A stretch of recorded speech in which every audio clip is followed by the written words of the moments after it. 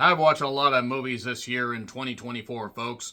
276 in 2023 was eclipsed by well over 300, and I've seen some that were absolutely fucking tremendous, some that were good, some that were decent, some that were okay, some that were bad, some that were disappointing, and some that are over here in this pile that's not actually in existence, but it's just something I'm creating in a scenario in my goddamn head to justify the fact that I saw movies that were so motherfucking goddamn batshit horribly goddamn rotten that I have to talk about them. And the sad thing is, with all the slop that I've seen this year, this list won't even come close to encapsulating every single bad movie I've seen. But I will persevere, and I will suffer revisiting all these movies that disappointed, irritated, annoyed, and made me question why Hollywood even tries to do this. And nevertheless, let's just get into it. I'm John Rentham with the 25 worst movies of the 2024 list with honorable mentions, and all these movies were reviewed in the Real Honest Movie Reviews playlist, or on the list as is. And I have also done reviews of all these on Letterboxd, because people hounded me to get a Letterboxd, so earlier this year I did get one. And look, I've seen the 300 plus movies I've seen. Anything that I rank, at 2 stars or below gets an F grade, in my personal opinion. That's just how it is. Because it's below average. I don't give it the D. I just give it an F. And some movies, honestly, I could have just really railed against and made the honorable mentions list about, 25 or 30 deep, but that would have taken too long. So, that being said, let me know your worst movies of 2024 in the comments, please. So, Caddo Lake, M. Night Shyamalan Ding Dong producing this slop. He might as well have directed it. He might as well have said, "What's a twist?" And it wasn't a twist. It wasn't a good twist at all. It made no sense, and somehow got even worse the more they tried to explain it. By not really explaining much of anything, but trying to give us emotional depth of really, really idiotic characters that weren't worth rooting for. And raise more questions than answers. And not questions like, I want to figure out more, like, no, why? Why did this happen? Werewolves. Probably one of the most recent additions to this list. It was like a sci-fi movie from like 2009 and 2012 in that wheelhouse that was released in theaters. And while I am appreciative of the fact that indie horror movies get released in theaters, and that's great if you can get that, really? This was something that we needed to release in theaters? This was something we needed to produce in 2024? Yeah, it was independently funded. Apparently funded by somebody that was independent of original thought. It was really, really bad, even taking budgetary constraints into consideration. The acting was bad. The pacing was bad. It was like The Purge with werewolves. If The Purge was done by a sea cucumber, that's it. So, Salem's Lot. A remake of Salem's Lot that absolutely nobody asked for, with stuff cut out to... I'm sorry. Stuff cut out. Like character development of characters that we didn't necessarily care all that much about to begin with.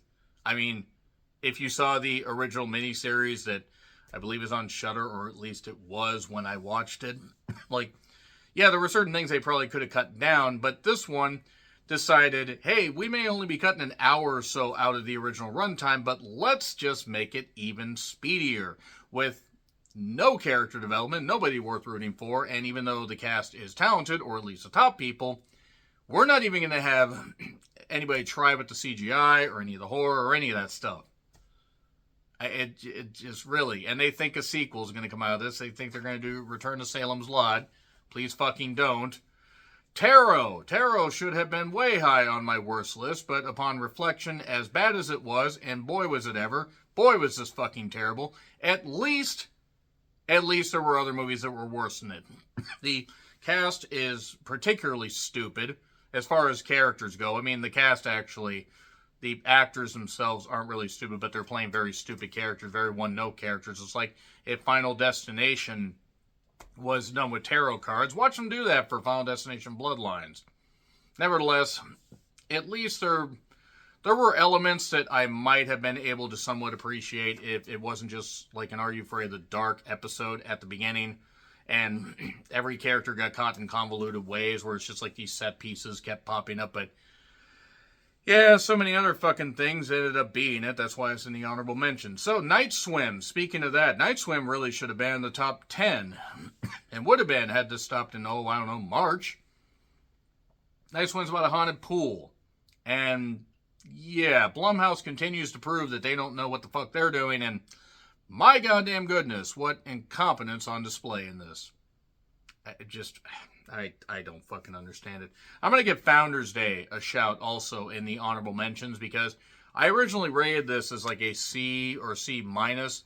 Yeah, I was way too kind because that movie, it was the first movie that I saw this year, and since it's going the honorable mentions worst list, that probably should give you an indication of just what kind of year this is going to be for me. It was a mystery movie, and it was a mystery how this movie got made and released in 2024. Now, any kind of slasher that tries to have a different villain, somebody dressed up like a judge killing people, a bit of social commentary on politics, elements of this could have worked. The problem is, it tipped its hand already in the opening scene who the killer was going to be. I'm sorry if that's a spoiler, but trust me, spoiling that will not cause you to lose any sleep. Then we go to Parasite. No, not the 2019 classic. Not that, or modern classic as it is. 4 people. It was about relationships, I think. It was about somebody that was absolutely batshit insane. And by that, I mean whoever thought Parasite was a good idea. The framing of the shots, the acting, the story, everything about this movie was absolute dog shit. This is a type of film where you just get some friends together and make it if your friends really don't have any business ever leaving the goddamn house. And I'm sorry, I'm sure the cast are nice people. I'm sure the people behind the scenes are nice people. I'm not saying that they meant this to be something so goddamn offensive, but it offended me because I was watching, what the fuck was it? I actually think I said for my subtitle for my review, what was this? Because it's obvious where it's going. It's not horrifying. And limited budgets can make a concept like this work if you actually have any intelligence.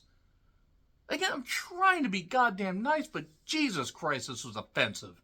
Offensively dull and offensively dumb. That's why Parasite's here. Twisters. Fuck you, Twisters was bad. It was really, really fucking bad. It was just a rehash. Hey, congratulations, you saw a Twister. You saw the better version. Glenn Powell, Daisy Edgar-Jones, Anthony Ramos, other cast members. Look, there's talent in the cast. But the CGI looked like shit. It was not a good film. It didn't really have anything memorable as far as dialogue, unlike the first one, that, yes, has its issues. And they couldn't bring back certain cast members. It kind of made sense as to why, because Bill Paxton, unfortunately, was dead, and so was Philip Seymour Hoffman, a.k.a. the man that took Soundgarden's Spoon Man way too far. That's mean for no reason, but they could have at least tried with Twisters, and they didn't. So, number 25. Let's go to the front room. Brandy returned to acting for this. A24 struck out with this bullshit, this goddamn slop fest, this fucking fiasco, about a pregnant woman and the mother-in-law that was very, very racist, that was going to leave them a lot of money, and raising an infant and taking care of a mother-in-law that's shitting herself. Yeah, that's kind of the spectrum of life, unfortunately. You start out in diapers and some end up in diapers, and this could have worked if it was anything other than just an experiment, and how can we just annoy the audience? Like, this was a short film concept stretched out, and it was agonizing to sit through. It wasn't even gross. It was just really bad. So, number 24. Speaking of bad, Jackpot. Awkwafina is one of the most unfunny twats in goddamn Hollywood. And I mean twat as far as men, women, animal, vegetable, mineral. I don't care. Renfield was like the only movie that I enjoyed her in. She was terrible as Scuttle. Did a rap as Scuttle. That made me wish The Little Mermaid never existed. And I love The Little Mermaid. The Jackpot, they rely on her to do this. Put Sherry Cola in this role, and you get some goddamn entertainment, because Sherry Cola understands how to do comedy and how to do physical stuff and actually make things work. Awkwafina is not funny and never will be. And John Cena, what the fuck was John Cena doing in this? Between this and Ricky Stenicki, I don't understand what the fuck John Cena's doing. Like, I really don't. I mean, I'm sure he's getting paid quite a bit of money to be in these movies, but the fact that Jackpot was worse than Ricky Stenicki is certainly saying something. An interesting concept, too, about a dystopian future, winning a lottery, and if you make it to the end of the day, you collect it, but anybody that kills you can collect on the bounty. That would be interesting if this movie actually had a point to it, but it doesn't. Number 23, Rebel Moon Part 2, The Scar Giver. I think that was the subtitle. The fact that Rebel Moon Part 1 was my worst of last year and this is down at number 23 speaks to the quality of movies that have come out this year, but also the fact that nobody expected this to be good. They did director's cuts, and fuck you if you think I'm going to watch any director's cuts of Zack fucking Snyder movies. Zack fucking Snyder deserves to be goddamn charged with war crimes by the Geneva Convention for what he's done. Because outside of Dawn of the Dead and 300, what has he done that's any good? Please name it. And if you say Justice League, you're wrong. You're entitled to your opinion, but your opinion is wrong. And he wants to do more of these. Why? Like, I think maybe part 3 was already filmed, but it's just a fucking version of Star Wars that's not any fucking good. Fanfic versions of Star Wars have been better than this. The goddamn Super Nintendo, SNES, or not SNES, but Sega Genesis, any of the 16-bit Star Wars games were better than this goddamn shit. They looked better, they were acted better, and they were just by fucking sprites. And a good cast in this goddamn thing. Same with the first one, but Jesus, it's like it was beat for beat what you thought they were going to, bring from the first one into the second one. I mean, none of it was surprising. The slow-mo, the ridiculousness, Netflix just wasting money, throwing it down a goddamn well, setting it on fire, Samara wondering what the fuck's going on. Thank you for keeping me warm in winter, but could you use a movie this less shit? Number 22, Latency. Sasha Luss in an apartment. There's weird shit going on. And some AI is taking over in her headset. That's about it. I watched this in theaters and actually was disgusted. Disgusted that this got released in theaters when it could have gone straight to goddamn streaming. I think it's on Tubi, by the way. It was on Tubi within like 2 months of being in theaters. 2-3 months, so that speaks to that, but hey, at least I got my review out early. So yeah, Latency. Unfortunately, Sasha, I think, needs to be part of an ensemble cast, because I don't think being a lead is necessarily for her. Number 21, Skeletons in the Closet. Speaking of not being leads, Terrence Howard, Cuba Gooding Jr., and some of the worst special effects I've seen in a while, and a Shudder original that made me question if Shudder executives had basically just capped themselves, and then capped the person to their, or before that, capped the person to their right, like they were in a goddamn, death cult, because I cannot explain any other way why this film got made, and it's terrible. It's so goddamn terrible. I'm sorry. It just, at least I feel bad if any of this actually was meant to be taken seriously. And the sad thing is, I think they were trying to make it be taken seriously, but it was really shit. Now, that's really all I gotta say about that. Now we go on to Argyle. Number 20. I mean, this is like $200 million, and this was a fairly loaded cast. And Bryce Dallas Howard and Barry. So John Cena again in this. But I would like for somebody to explain to me how in the world this film was meant to be anything other than a disaster. Because it's from the guy who did The Kingsman. It tried to have crazy twists. It didn't work. None of it was going to work. And Argyle ended up being one of the biggest flops of the goddamn year. And I watched it opening day. Actually, I watched it, since I have Thursdays and Fridays off, I try to catch the early screenings I can, if they're on Thursdays. Get reviews out, that kind of stuff, and then I don't have to go out in traffic on Friday. And I felt like this should have, come with a warning. Like, hey, we know that you spent money on this goddamn movie. We spent a lot of money on this, and you're wasting your money trying to give us some back that we're never going to recoup because we overspend on goddamn films. And that's what Argyle did. Argyle was overspent. It was overbloated, it was ridiculous, and it was a type of spy film that thinks it's about a third as crazy as it, or a third as creative as it actually is, and maybe a fifth as creative as it actually is, because I don't even think a third is being proper, because this movie is not good. It's not entertaining. And also the twist is very obvious early on. Which, fine, whatever, but you gotta make it entertaining. They didn't. Number 19, Kraven the Hunter. Thank God Sony's Spider-Man villain universe subservient thing, whatever, sublet, I guess would be it. Thank God it's over. Kraven the Hunter went out with a whimper. Check out my review of it, because I'm not going to get into full things here. But it's really bad. Kraven the Hunter is really, really bad. Also, Aaron Taylor Johnson is just not a lead actor. He's a guy that's preyed upon by older women. Look up Nowhere Boy and check that out. But nevertheless, let's just leave it at the fact that Kraven the Hunter is really shit. Ordinary Angels at number 18. Just take a Bible and beat yourself over the goddamn head with it, because that's pretty much what this movie does. I don't care about a movie having a spiritual message if it's a spiritual message that we can invest in. And the original concept, or story rather, the real life story of this young girl needing a liver transplant and the family and the community going through hell to basically get her to that. It's great. This is told in a very interesting way. It's like Hilary Swank was given the Aaron Brockovich role and they took all the talent out of it and everybody was left slumming it. Yeah, plus it's bullshit. The movie's bullshit. I'm sorry. This is a Regal mystery movie and I'm like, and I made a mistake. There were people fucking crying in the goddamn theater. And look, maybe people lost individuals to, medical conditions and stuff like that, and that'd be terrible if that was the case. I think what's more terrible is the fact that Ordinary Angels basically exploited that and not in a good way. It ended up being really bad. Number 17, Red One. Yeah, this isn't in the top 10. That says quite a bit about just how dog shit this year has been. But Rock the Dwayne Johnson, Kieran Shipka, J.K. Simmons, Lucy Liu. You have Chris Evans. You have this Christmas flick that's horrible. Fucking horrible. I watched an early access screening like just a few days before it came out, and there weren't a lot of people in there, and I think a few people even left.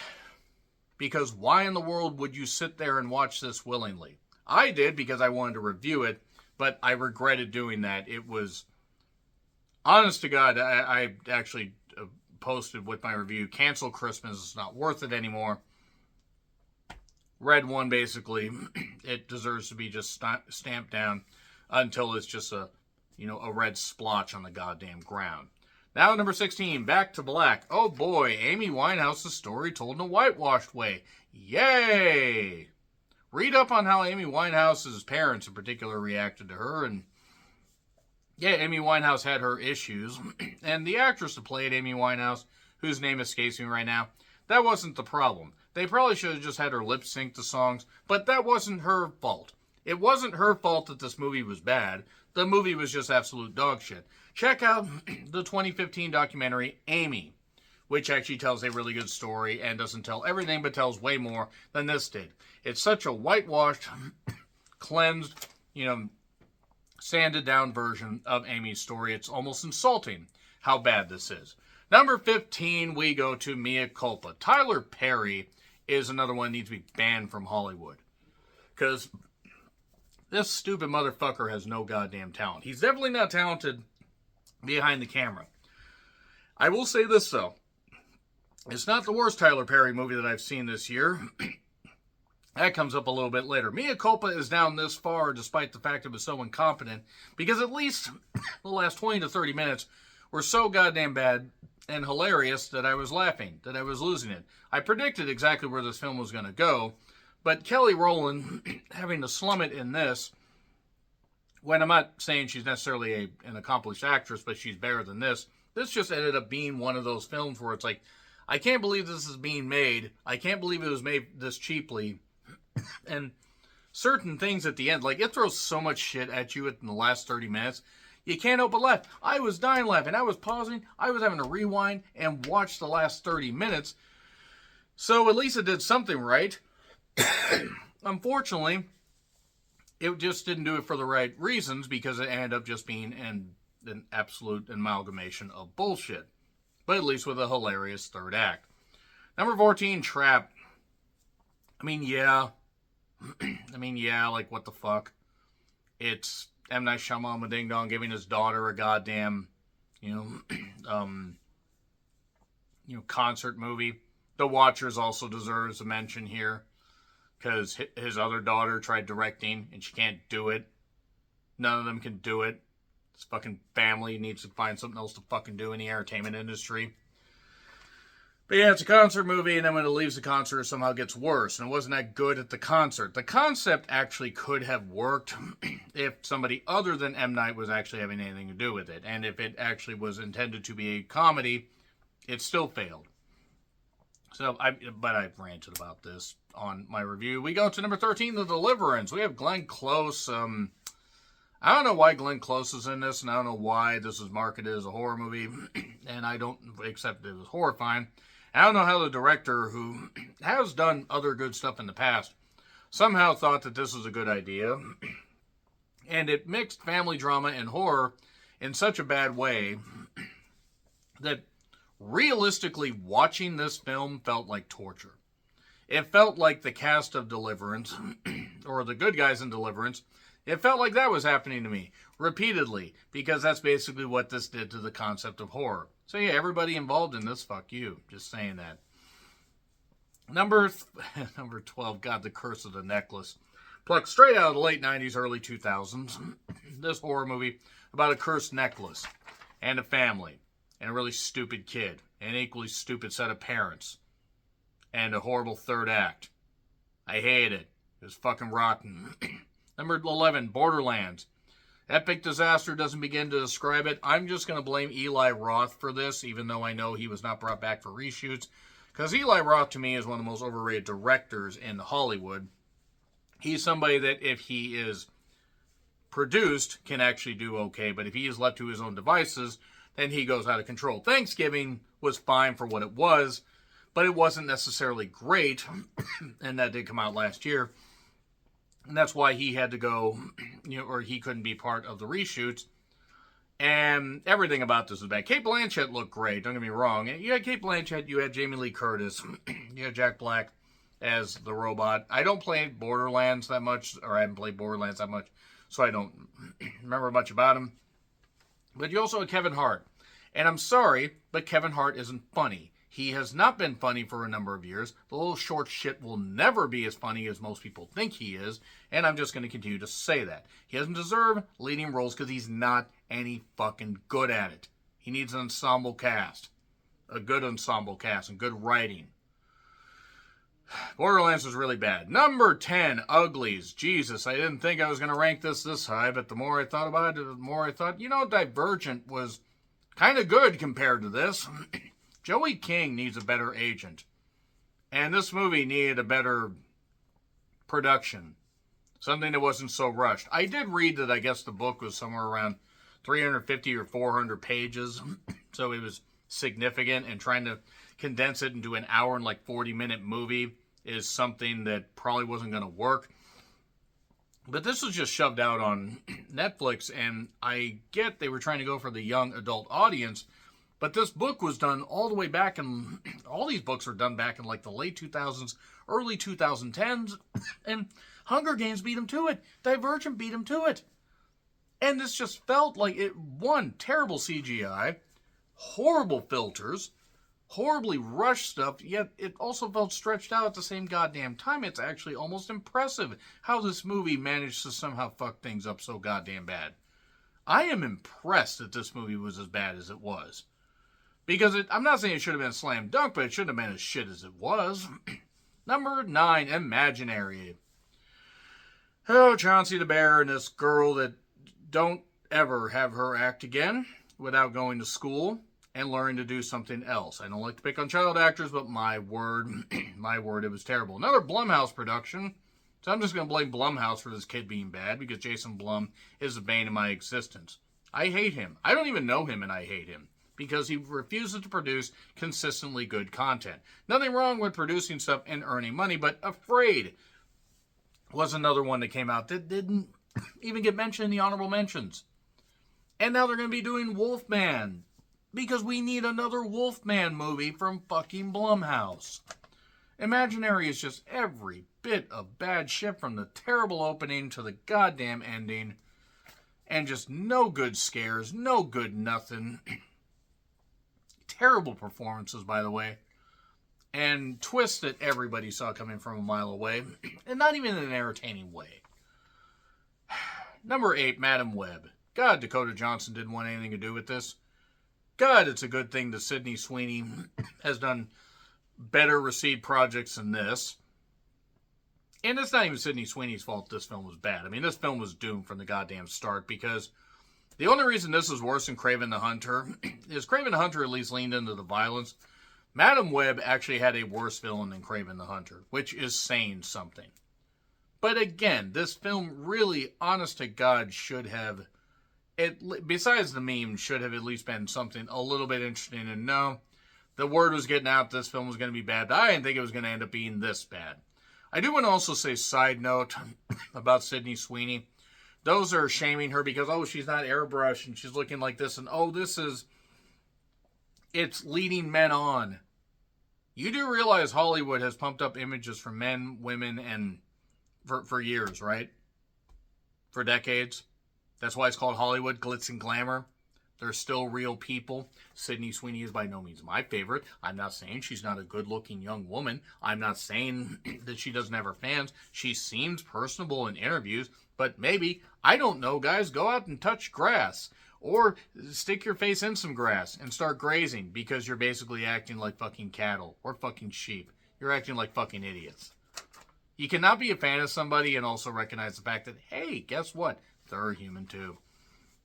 Here we go to number 7. It Ends With Us. Yeah, fuck you, Blake Lively. Fuck this entire goddamn fiasco over production. This stupid motherfucking Colleen Hoover bullshit. The one that decided to defend her abusive son. You dumb twat. You stupid bitch. The fact that everybody said, oh, this movie's so good, it deals with abuse, and assault. Well, no, it doesn't. It deals with it in a heavy-handed way. I didn't actually catch up on this until it was on Netflix just a week or so ago. And I decided to watch this, and I'm holding every one of you responsible for making me review this.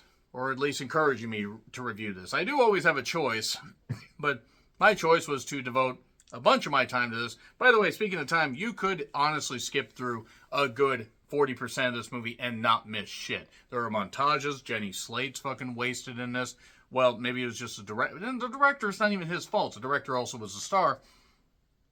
Justin Bardoni, I believe. And him and Blake clashed because Blake wanted to take over this goddamn production. Maybe Blake Lively better be happy that she still looks good and that she has some cachet with Hollywood because, I hate to say it, attitude issues like this are going to cause you to have certain people not want to work with you. And It Ends With Us, just as a movie, was fucking dog shit. So number 6, The Crow. Okay.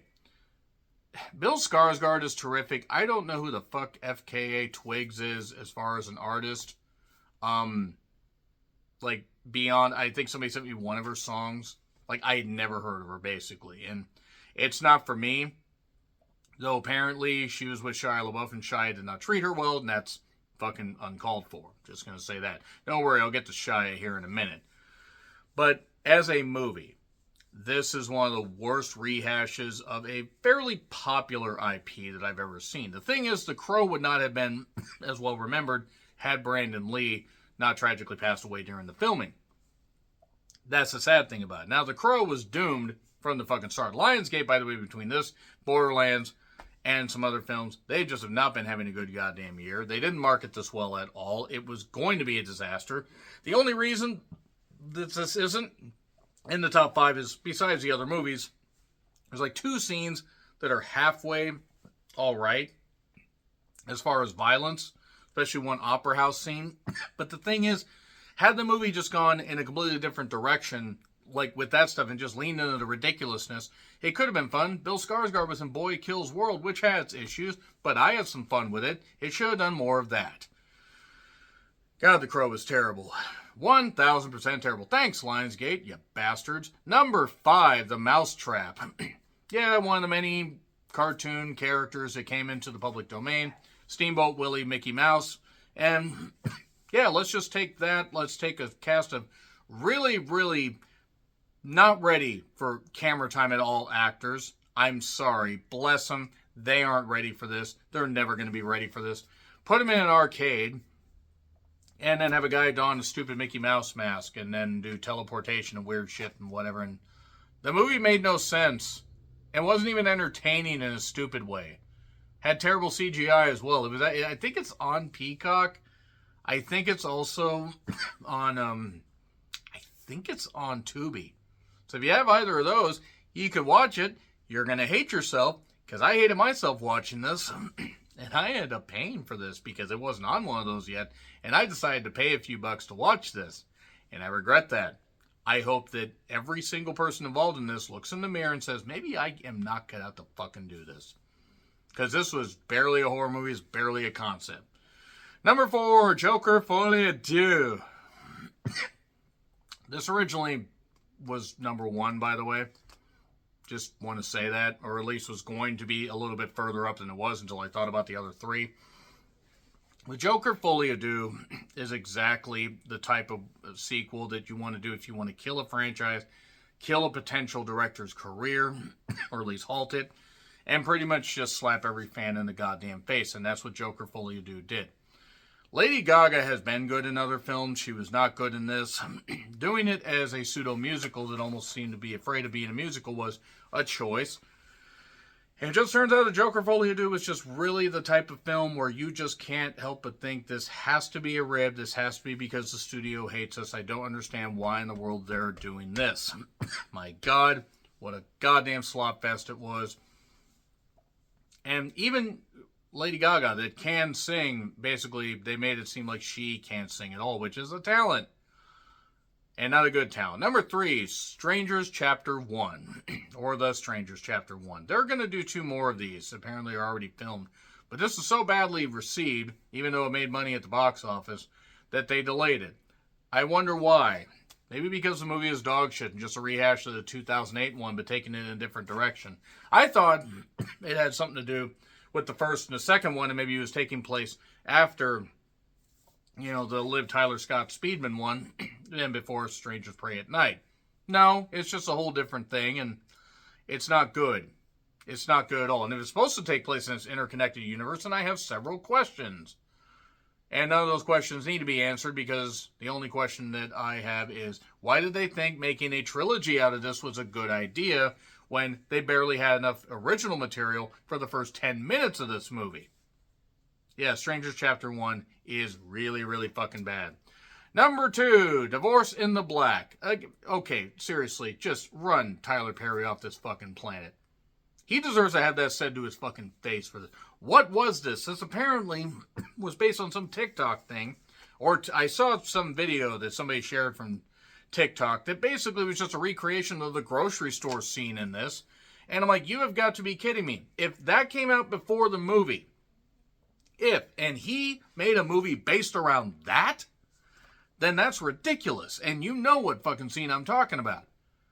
From the very beginning, I'm like, this is a joke. This has to be just a goddamn parody.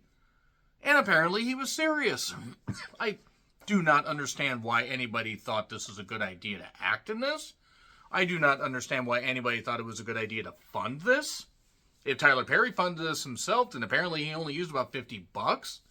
Terrible audio, terrible goddamn camera work, terrible goddamn performances. Impressively incompetent is the only way I can describe this fucking thing. I cannot believe that Divorce in the Black actually got made. Fortunately, it's on Amazon if you want to check it out, and you don't have to pay for it, as long as you're an Amazon Prime member. But, yeah, this was utter dog shit would be the best way to describe it. Speaking of utter dog shit, number 1 with a goddamn, bullet, and then several bullets, and then a goddamn cascade of a Gatling gun of bullets straight into the goddamn skull. Megalopolis. Ugly, boring, and goddamn it, they made Aubrey Plaza in a sex scene somehow not interesting. That is a talent that only Francis Ford Coppola, what's left of him, could accomplish. But he wanted to play both sides and have actors that were canceled in particular movies like, John Voight, who has a lot of issues. Shia LaBeouf, like I said about FKA Twigs and other things. And also Dustin Hoffman apparently has been a naughty little individual, further proving that Randy Newman was goddamn right about short people. Yay! And also, Adam Driver is a great actor. He just chooses bad projects. And Nathalie Emmanuel is very good. She was also in The Killer that was not very good. She is a good actress. She just continues to choose bad projects. But this was a labor of love. And you could tell it had so much to say, but somehow ended up saying absolutely nothing, except, fuck you, we got you into the theater, and you're going to watch this, except it made no goddamn money, so all the money and all the financing from Francis Ford Coppola, including selling off some of his wine business, or a wine business that he had, to personally fund this project with a whole bunch of money that he's never going to make back. I mean, the motherfucker's like 2,000 years old, so he doesn't have a lot of time on this earth. But the man that did The Godfather, the man did all these movies, like, really? This was your labor of love? Apparently this thing was just DOA. If this thing was if this is a labor of love, this is a goddamn stillbirth. And on that note, let me know your thoughts in the comments. Like, share, subscribe, Twitter, Letterboxd, and Blue Sky handles in the description. I'm John Rithlin. I'll see you soon.